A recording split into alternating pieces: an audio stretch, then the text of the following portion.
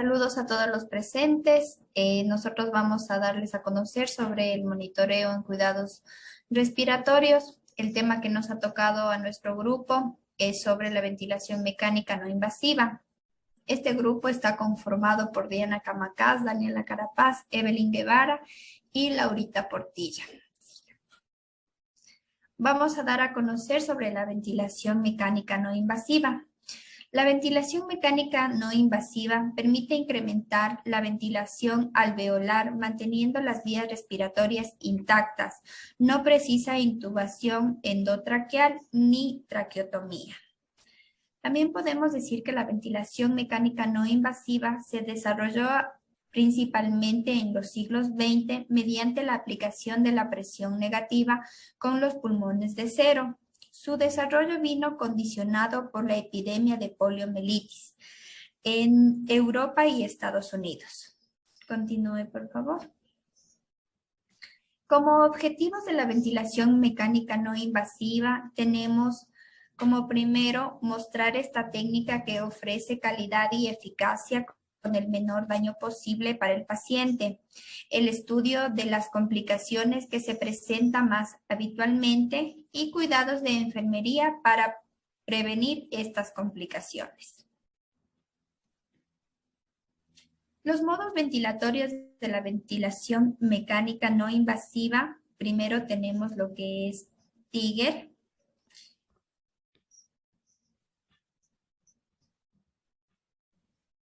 Tiger podríamos definirlo como un sensor que tiene el respirador por el cual es capaz de saber cuándo el paciente necesita iniciar la inspiración, es decir, que es capaz de detectar pequeños cambios en la presión o en el flujo. Tenemos también como segundo el ciclado. El ciclado nos ayuda a determinar el paso de la inspiración a la expiración, es decir, cuando el respirador debe cesar en la aplicación del IPAD e iniciar la expiración o la aplicación del EPAD. A continuación tenemos el modo IPAD. El modo IPAD nos indica el nivel de presión positiva programada que se va a alcanzar durante la fase inspiratoria de la respiración. Tenemos el modo pendiente, rampa o rinsing time. ¿Qué significa?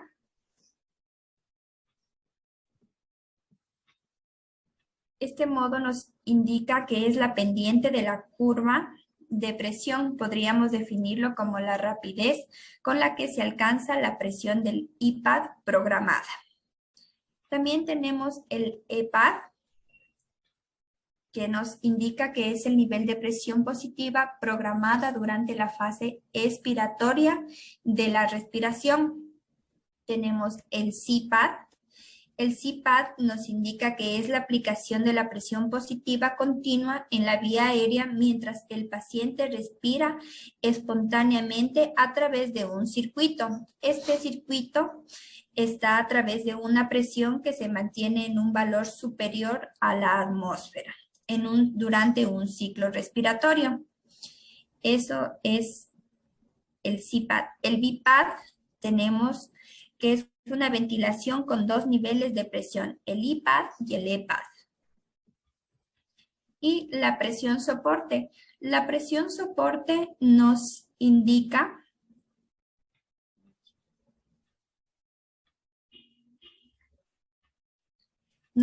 la diferencia de presión entre el IPAD y la EPAD. Se considera la presión de soporte administrada. Este concepto es importante ya que si modificamos los niveles de IPAD o EPAD, estaremos modificando la presión de soporte que recibe el paciente. Continúe, Elianita. Ya, en las interfaces. Las interfaces tenemos la interfase nasal, las buconasales y las interfaces tipo Adams. La interfase nasal es el menor espacio muerto, menor porcentaje de fugas y menor riesgo en caso de vómitos. Las buconasales, en donde esta indica la nariz y la boca, están indicadas para casos de insuficiencia respiratoria aguda en el paciente que tiene que abrir la boca para respirar. La interfase tipo Adams es un dispositivo que se aplica a las fosas nasales, sellando los orificios nasales desde el exterior y desde aquí se dirige hacia la frente del paciente sin apobarse en el puente nasal.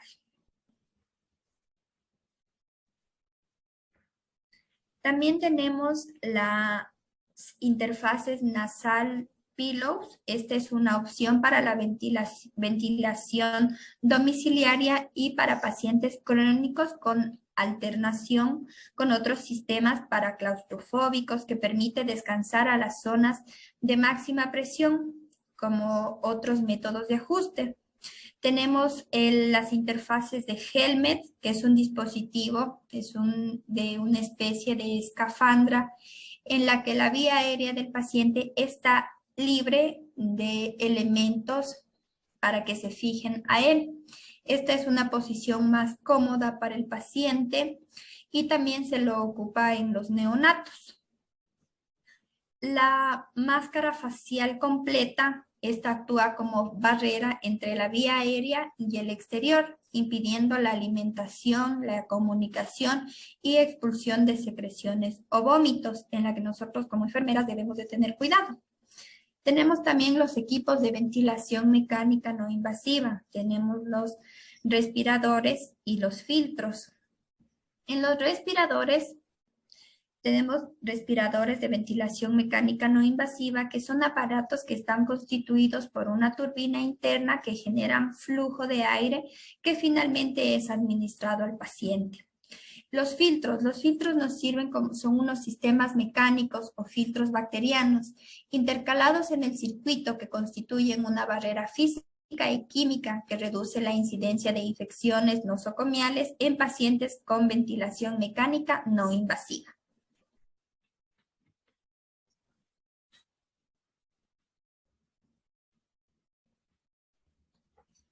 En los equipos de ventilación mecánica no invasiva tenemos lo que es el humificador.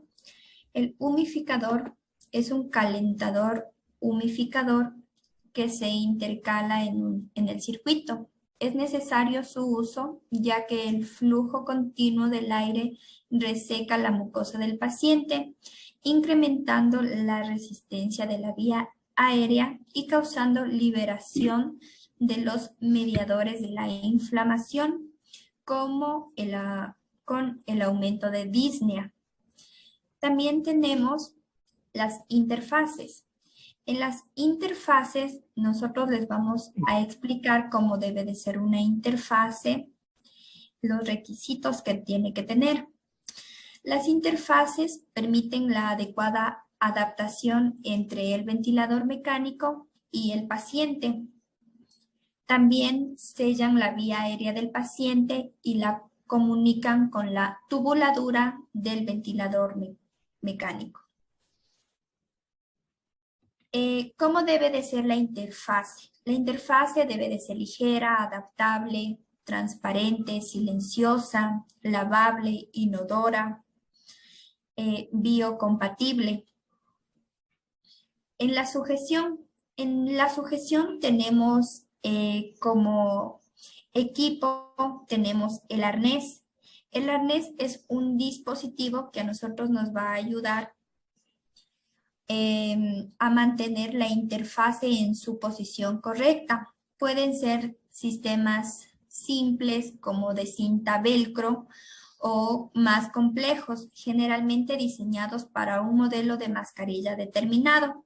Y también existen gorros. El número de fijaciones es variable, de 2 o 5 cintas. En mayor número, más estable la interfase.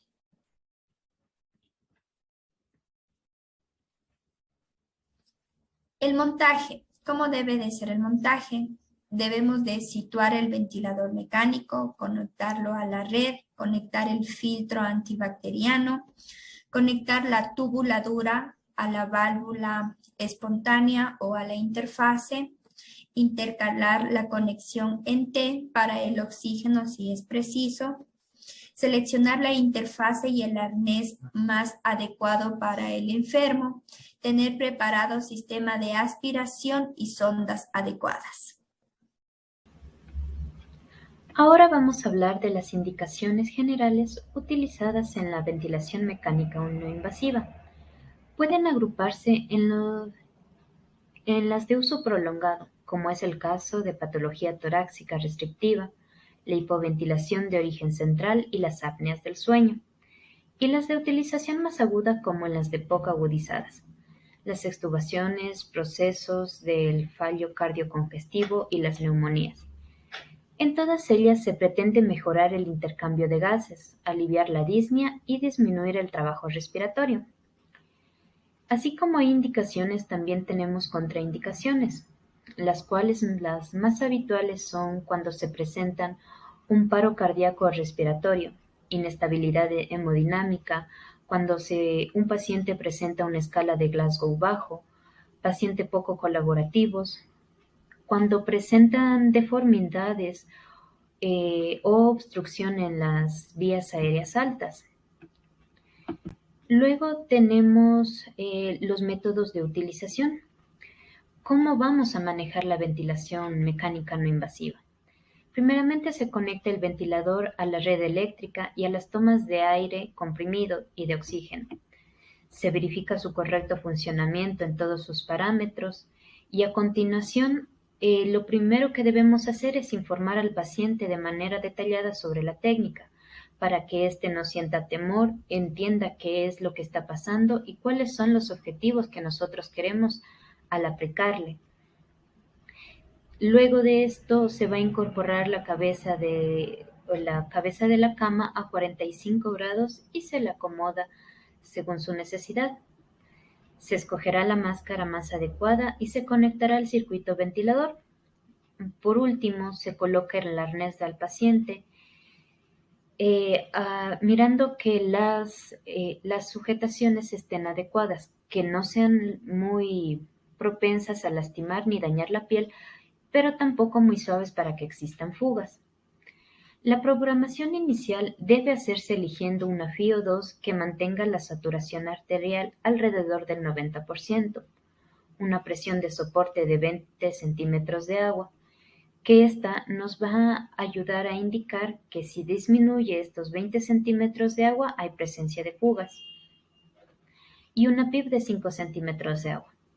De modo opcional puede aplicarse placas preventivas de lesiones por presión, ya sea en el tabique nasal o en donde nosotros creamos convenientes, para evitar esto de úlceras por presión o alguna lesión o daño en la piel del paciente. Se ajustarán finalmente las alarmas del ventilador y los valores de ventilación. Además de esto, debe asegurarse la comunicación con el paciente, dado que éste nos permita manifestar sus necesidades, la sensación de disconfort, si él presenta algún dolor, si presenta secreciones, sed o alguna complicación, para nosotros poder monitorizar de forma continua. Esto nos permite controlar lo que es la ventilación del paciente, su confort y continuar una saturación de oxígeno adecuadas. Y mirar también lo que son los parámetros respiratorios y hemodinámicos. ¿Cuándo se va a utilizar más la ventilación no invasiva? Se utiliza también en la insuficiencia respiratoria crónica agudizada. Con acidosis respiratoria reduce la necesidad de intubación endotraqueal y la mortalidad y acorta la estadía en hospitalización. Estudios realizados, un metaanálisis que fue realizado de Kennan, ha evaluado los efectos de la ventilación no invasiva con presión soporte sobre la mortalidad de los pacientes con insuficiencia. Los resultados demuestran que la ventilación invasiva en pacientes con insuficiencia respiratoria crónica agudizan y mejoran la supervivencia y disminuyen la necesidad de intubación endotraqueal. Ahora también tenemos, aparte de esto que vimos, tenemos otras indicaciones para la ventilación no invasiva. En insuficiencia respiratoria aguda hipoxémica, generalmente en los pacientes hipercápnicos, podría corregirse su hipoventilación con ventilación, pero los pacientes hipoxémicos tienen una capacidad residual funcional disminuida y su ventilación minuto es alta. Suele encontrarse al utilizar ventilación no invasiva, que si bien mejora transitoriamente la oxigenación de forma significativa, no disminuye la disnea y no reduce la necesidad de intubación endotraqueal. Entonces, ¿en qué patologías también se va a utilizar?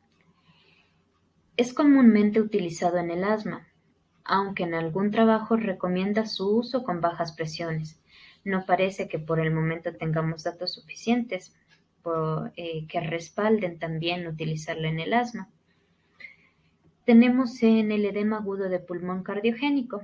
La mayoría de estos pacientes con edema agudo de pulmón mejora rápidamente con el tratamiento médico. Algunos de las edades más avanzadas y con enfermedades respiratorias crónicas asociadas presentan fracaso respiratorio antes de que el tratamiento sea eficaz, y en ellos son los que se deben utilizar la ventilación mecánica no invasiva. Pacientes con limitación terapéutica o que no deben intubarse. Estas suelen utilizarse estudios sobre pacientes especialmente inmunodeprimidos, con infiltrados pulmonares, fiebres e insuficiencia respiratoria hipoxémica, en quienes el uso de la ventilación invasiva intermitente reduce la necesidad de intubación endotraqueal, así como las complicaciones graves y la mortalidad. Por último, tenemos cuando se va a retirar la ventilación mecánica. Este es un buen método en el cual nos permite realizar una técnica en cuidados intensivos que es útil para sustituir la función pulmonar, mientras se va curando lo que es la patología base a la que está condicionada. Lo malo de esto es que puede producir una serie de efectos indeseados, por ello debe retirarse lo antes posible. Ahora bien, ¿cuándo es necesario retirarla, la ventilación mecánica no invasiva? La situación clínica más frecuente que nos encontramos será la de un paciente con acidosis respiratoria, que condicionará la hipoxemia, un nivel de conciencia que permitirá comunicarnos con él, que tendrá disnea, taquipnea y utilizará la musculatura respiratoria accesoria. Si al instaurar la ventilación no invasiva de una manera inadecuada constatamos que el paciente una disminución de la sensación de disnea en pocos minutos y no apreciamos una disminución de la frecuencia respiratoria, tampoco hay mejora en los valores de saturación, debemos interrumpir la ventilación no invasiva y recurrir a otra. Si el paciente en quienes estamos iniciando no muestra una imagen de mejoría a los 20 o 30 minutos, se debe proceder a la ventilación mecánica invasiva, es decir, una intubación endotraqueal. Estas son todas las indicaciones referente a ventilación mecánica no invasiva. Agradecemos su atención. Muchas gracias.